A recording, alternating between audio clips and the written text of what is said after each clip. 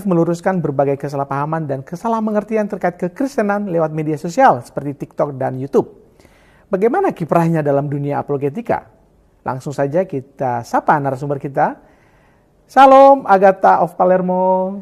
Shalom. Shalom, selamat siang. Selamat siang. Akhirnya ketemu ya, beberapa kali kita komunikasi dan akhirnya baru ada waktu ya. Puji Tuhan. Karena setiap hari live. Liburnya kapan? Nggak ada.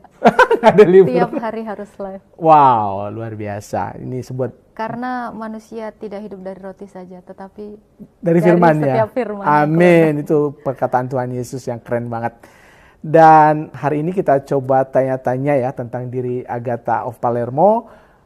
Dan banyak God lovers yang pengen tahu. Tetapi sebelumnya kita berdoa dulu. Bapak yang baik, Bapak yang kami kenal dalam nama Tuhan kami Yesus Kristus, kami bersyukur atas kasih-Mu Tuhan dalam kehidupan kami. Terlebih di tengah-tengah kami ada hamba-Mu, anak-Mu, Agatha yang bisa hadir di tempat kami. Tuhan Yesus, Engkau berkati anak-Mu ini agar apa yang disampaikan bisa menjadi berkat bagi setiap kami yang mendengarkan. Kami serahkan dalam tangan-Mu Tuhan acara kami dari permulaan, pertengahan hingga akhir. Dan biarlah nama-Mu saja yang dimuliakan melalui acara kami. Dalam nama Yesus kami berdoa dan mengucap syukur. Haleluya. Amin. God lovers, tidak lupa saya mengingatkan kepada Anda semua untuk memastikan bahwa Anda sudah like video ini. Dan jangan lupa tuliskan komentar di ruang yang tersedia di bawah video ini. Bagi God lovers yang baru menemukan channel Diaspora TV ini, selamat datang. Pastikan Anda sudah mensubscribe channel Diaspora TV. Dan mohon menekan tombol bel notifikasi, karena dengan begitu Anda menjadi orang yang pertama yang akan dikirimkan notifikasi oleh YouTube setiap kali ada konten baru dari channel Diaspora TV. Agatha setiap hari bikin konten live untuk meluruskan berbagai tuduhan tentang kekristenan. Kenapa Agatha tertarik di bidang pelayanan ini? Ya, yang pertama karena kita sudah berpengetahuan. Kalau kita sudah berpengetahuan, maka kita wajib untuk memberitahukan kebenaran firman Tuhan. Semakin kita rajin ya memberitahukan kebenaran itu, semakin banyak jiwa yang diselamatkan. Gitu. Jadi intinya firman Tuhan harus diperdengarkan. Sesuai dengan amanat agung Tuhan Yesus di dalam Matius 28 ayat 19-20, pergi dan jadikanlah semua bangsa muridku dan baptislah mereka dalam nama Bapa, Anak dan Roh Kudus, dan ajarlah mereka melakukan segala sesuatu yang aku perintahkan kepadamu, dan ketahuilah aku senantiasa memberkati kamu dan menyertai kamu sampai akhir zaman. Nah itu motivasi saya. Ya, nah Agatha, banyak sekali warganet bertanya ya, pengetahuan tentang Al-Quranmu keren banget gitu loh. Kok bisa sih Agatha? Hanya sedikit itu. Jadi saya memang sebelumnya dari Muslim dan sedikit banyak mengetahui dan tertarik untuk tahu lebih dalam, karena selama ini saya hanya menjalani kehidupan saya sebagai Muslim yang hanya sekedar hari-hari itu sholat, ya rutinitas biasa tanpa banyak sekali mendalami sampai ke ilmu ma'rifatnya. Dan beberapa kali juga saya ikut kajian. Dan itu dasarnya, basicnya. Itu tahun berapa ya pencarian itu dilakukan? Ada sekitar 7 tahun yang lalu lah. Lama, dan sempat juga saya agnostik, kembali lagi cari saya kemana-mana gitu, cari kebenaran. Sebelumnya itu saya cari, saya mau bersandar kepada Tuhan yang benar. Gitu. Tapi saya tidak menemukan pengertian akan sandaran hidup saya gitu, karena ini sebenarnya dari kecil ya. Saya berpikir keras ketika orang tua saya meninggal.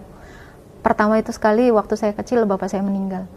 Kenapa saya bersedih? Ada banyak pertanyaan. Kenapa saya harus ditinggalkan? Saya merasa kehidupan ini tuh tidak adil gitu bagi saya gitu, seorang anak kecil yang harus ditinggalkan bapaknya gitu kan. Nah lalu tidak lama awal 2019 akhir 2019 waktu masa-masa COVID, lagi-lagi ada cobaan lagi, ibu saya meninggalkan saya. Jadi saya itu lama sekali jadinya yatim piatu. Sudah pertama yatim itu panjang sekali dan akhirnya yatim piatu. Di situ saya mulai terguncang di situ. Saya nggak punya pegangan, terus saya juga kayak hilang harapan gitu kan, mau kemana abis ini gitu. Dan saya awalnya itu yang sibuk bekerja, hanya apa ya, kalau kita bilang menjalani hidup seperti layaknya orang biasa ya, mencari uang masa depan, cari uang masa depan gitu, tanpa kita ternyata perlu sesuatu. Begitu kerja pulang kayak ada yang kosong gitu. Apa yang saya butuhkan di situ? Saya mencari, saya butuh Tuhan. Tuhan yang benar, yang bisa membuat saya benar-benar damai dan menerima kodrat saya yang yatim piatu ini. Kamu anak tunggal atau? Enggak, saya ada beberapa. Iya, beberapa bersaudara. Menarik, Agatha, apa momen ketika dirimu itu kan dalam pencarian, ketika memutuskan bahwa ini saya sudah mendapatkan Tuhan yang benar itu? Ketika saya bertanya kepada setiap guru yang saya temui ya, dari berbagai agama, saya hanya menanya, kenapa manusia harus mati? Dan kalau di dalam agama saya yang sebelumnya, memang fitrahnya manusia itu hidup untuk mati. Hidup mati gitu. Itu sudah ditentukan dari sejauh yang saya ketahui gitu. Dan saya cari lagi nih di agama yang sekarang saya convert ya. Ternyata ada lagi jawaban yang lebih kena dan lebih pas gitu. Ternyata manusia ini memang diciptakan bukan untuk mati. Akhirnya pertanyaan saya yang sebelumnya, kenapa manusia harus mati? Kejawab di sini.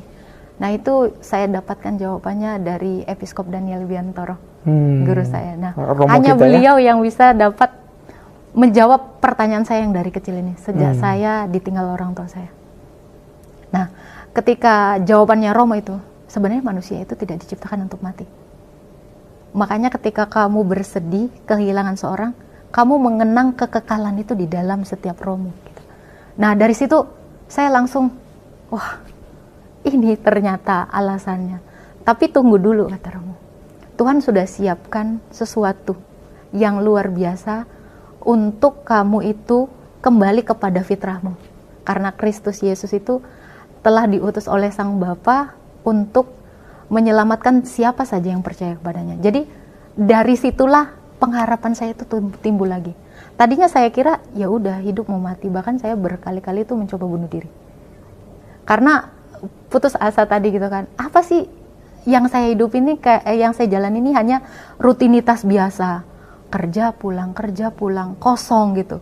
Nggak ada yang mau saya, yang saya kejar gitu. Dan setelah tahu iman kekristenan itu seperti apa dalamnya dari episkop yang saya kenal itu, di situ saya mulai mengerti. Ternyata Tuhan hidup untuk saya dan saya harusnya hidup untuk Tuhan. Tadinya saya hidup untuk diri saya hidup untuk mati, itu dari pandangan saya sebelumnya, dan ternyata sekarang oleh kasih karunia Allah saya diciptakan, oleh kasih karunia Allah juga saya diselamatkan. Dari situ, itu momen yang paling berharga. Jadi pertanyaan saya selama ini terjawab di sini. Ini yang paling logis jawabannya. Kalau dulu kan ya bersyukur aja hidup, nanti kalau udah waktunya mati ya memang itu kodrat kita gitu, seperti yang sudah ditentukan. Tapi saya tidak puas dengan jawaban itu. Kenapa? Karena bagi saya gini Pak, kalau Tuhan itu maha kasih, harusnya Dia menciptakan saya tidak untuk mati. Dan itu ternyata jawabannya ada gitu di iman Kristen ini. Dan dari situ saya memutuskan ikut katekisasi, lalu saya benar-benar masuk Kristen. Sebelumnya saya udah mundur. Sempat ragu juga? Iya. Karena begitu memutuskan, saya harus ngeliat keluarga saya lagi. Saya maju, saya lihat lagi keluarga saya itu terus. Jadi sekarang saya udah mantap untuk itu. Karena saya sudah berpengertian akan tujuan akhir hidup saya. Gitu. Dan sudah yakin, seyakin-yakinnya? Yakin. Yakin ya? Wah, 2 jempol. Dan sekarang sudah menjadi pengikut Kristus, bahkan melayani ya menjadi apologet. Nah, ada harga yang harus dibayar. Tentu. Pikul salib. Sudah alami apa saja? Wah, kalau ditanya udah alami apa aja, banyak. Tapi itu tadi, karena saya memandang Allah itu begitu besar, masalah saya jadi sekecil itu. Banyak. Pertama, penolakan itu pasti. Kehilangan keluarga itu pasti. Tidak diterima lingkungan itu pasti. Dicemooh itu pasti. dan tidak berpenghasilan itu pasti. Jadi banyak hal yang saya pelajari dari setiap rangkaian hidup yang saya jalani ini.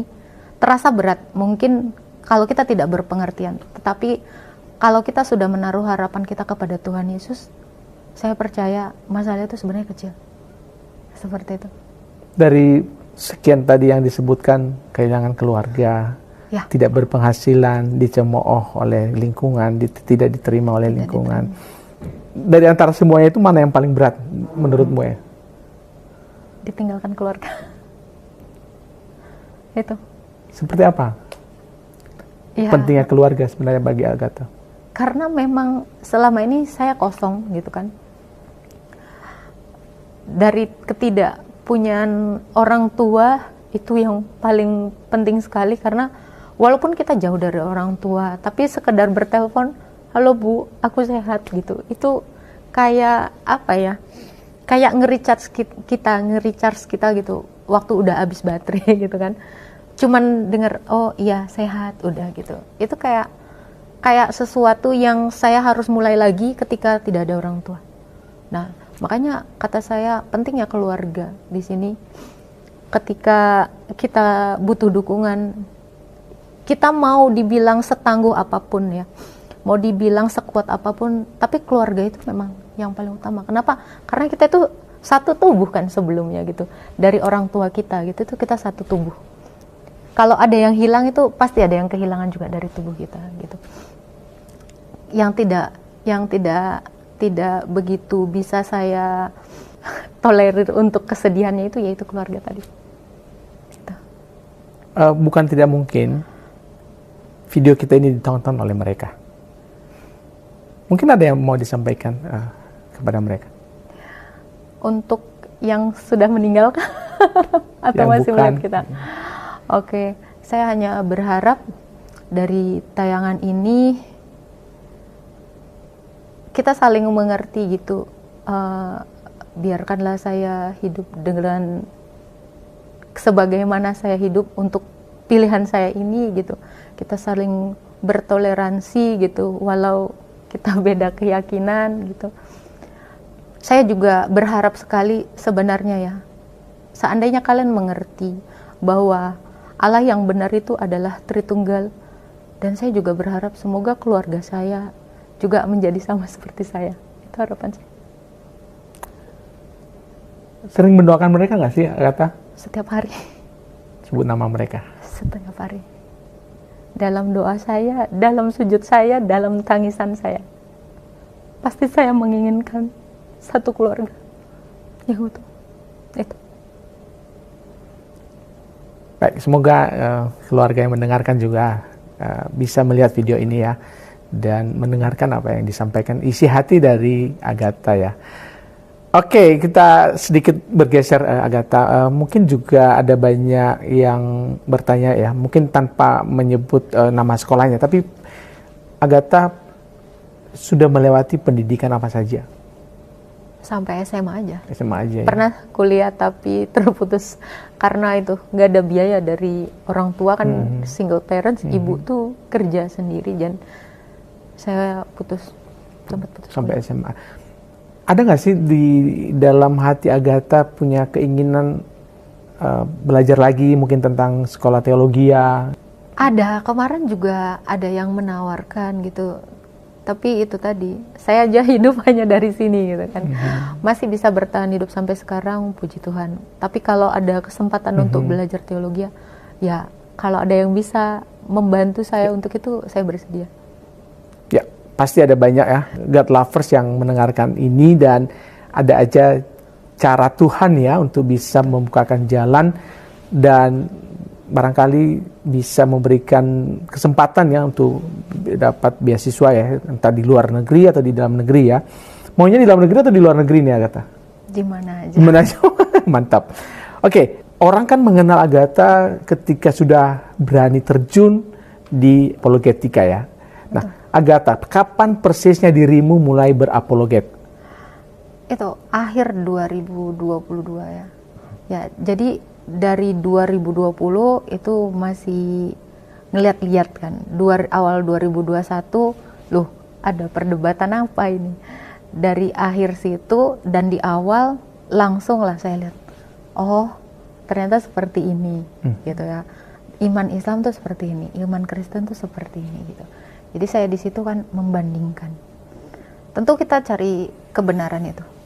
Dari seperti apa jawaban perdebatan di dalam sosial media, dari pertanyaan-pertanyaannya juga gitu. Kita belajar dari situ. Banyak hal yang kita pelajari. Dan Agatha terus sampai sekarang belajar Alkitab. Sampai mati harusnya belajar. Itu ya, prinsipnya itu ya, sampai mati. Ya. Dan bagaimana Agatha dan teman-teman bersiap ya untuk menuai ladang yang sudah menguning ini. Ini tadi sebelum acara ini kita udah ngobrol bahwa ini benar kata firman Tuhan, ladang sudah menguning dan pekerja kurang ini. Menurut Agatha gimana? Betul, tuaian itu banyak tetapi pekerja sedikit. Ya, saya sendiri ngalamin ya, waktu di TikTok ini ternyata banyak sekali dari non-Kristen itu mempertanyakan iman Kristen gitu. Sekurius itu mereka kan, penasaran gitu. Apa sih ini? Tuhan kalian tuh 3 kah? 1 kah? Keselamatan itu seperti apakah? Makanya dari situ saya juga terpacu. Jadi ini juga salah satu motivasi saya untuk setiap hari live gitu. Karena yang DM itu banyak. Kak, ini apa? Kenapa begini? Kenapa begini? Ayat ini bagaimana? Nah, dari situ akhirnya saya menyediakan wadah. Itulah live saya, di mana orang siapa saja dengan iman apapun itu mempertanyakan iman kekristenan. Kenapa? Itu juga mungkin, bukan mungkin, tetapi ini pasti jalan yang Tuhan maksud itu untuk menuai sebanyak-banyaknya tuaian itu. Nah, dari situ saya termotivasi dan tetap ya, dari pertanyaan mereka yang tidak bisa saya jawab, pasti akan saya cari tahu. Gitu. Jadi dari situ banyak sekali jiwa yang diselamatkan. Puji Tuhan. Ya. Dan itulah penggenapan dari amanat hampir agung itu. Hampir setiap bulan ada yang dibaptis. Puji Tuhan, luar biasa. Ya. Di ujung video call telah hadir Bang Ed.